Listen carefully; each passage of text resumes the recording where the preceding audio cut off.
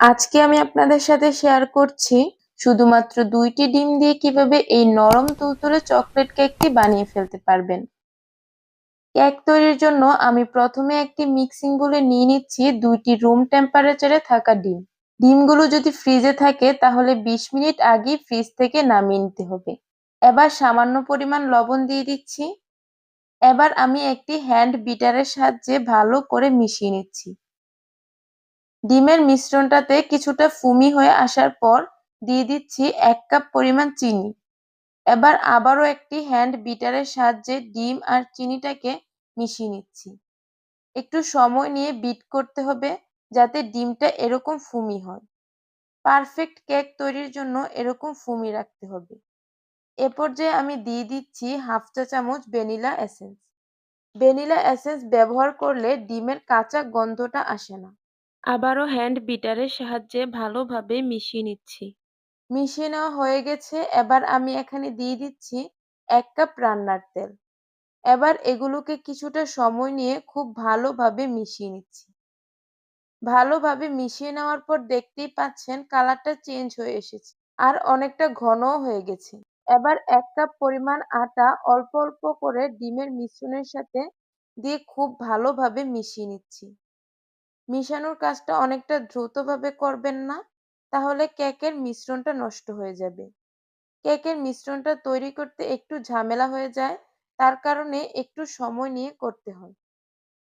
আটাটা মিশানো হয়ে গেছে। এবার এখানে আমি দিয়ে দিচ্ছি ১ কাপ দুধ। দুধটা অল্প অল্প করে মিশাতে হবে যেন কেকের মিশ্রণটা পাতলা না হয়। মিশানোর কাজটা একটু হালকা হাতে করতে হবে। খেয়াল রাখতে হবে এই মিশ্রণটা যেন একদমই স্মুথ ভাবে তৈরি হয়। মিশ্রণটার মধ্যে যেন কোনো লাম্পস ভাব না থাকে। এবার দিয়ে দিচ্ছি ১ টেবিল চামচ বেকিং পাউডার। বেকিং পাউডারটা খুব ভালোভাবে মিশিয়ে নিচ্ছি। মিশিয়ে নেওয়া হয়ে গেছে। এবার আমি দিয়ে দিচ্ছি পরিমাণ মতো লিকুইড চকলেট। চকলেট দেওয়ার পর মিশ্রণটার সাথে খুব ভালোভাবে মিশিয়ে নিতে হবে। মিশিয়ে নেওয়া হয়ে গেছে। কেকের মিশ্রণটাতে ঠিক এরকম ঘন রাখতে হবে। তাহলে কেকটা ভালো হবে।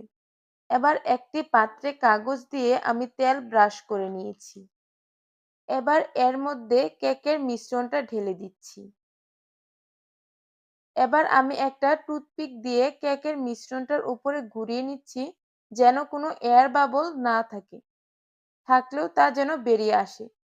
আবার আপনারা চাইলে পাত্রটি কয়েকবার ট্যাপও করে নিতে পারেন। এবার একটি পাত্রে একটি স্ট্যান্ড বসিয়ে কিছুটা পানি দিয়ে কেকের পাত্রটিকে স্ট্যান্ডের উপরে বসিয়ে দিচ্ছি। এবার ঢাকনা দিয়ে ঢেকে দেব। এখন চুলার জালটাকে মিডিয়াম টু লোতে রেখে কেকটা বেক হতে দেব। আমার এই কেকটা বেক হতে প্রায় ৫০ মিনিটের মতো সময় লেগেছে। এবার একটা টুথপিক দিয়ে আমি চেক করে নিচ্ছি কেকটা ঠিকমতো বেক হয়েছে কিনা। কেকটা আমার হয়ে গেছে। এবার কেটে আপনাদের দেখিয়ে দিচ্ছি কেকটা কতটা সফট হয়েছে। অল্প উপকরণে আপনারাও চাইলে এই কেকটি খুব সহজে তৈরি করে নিতে পারেন।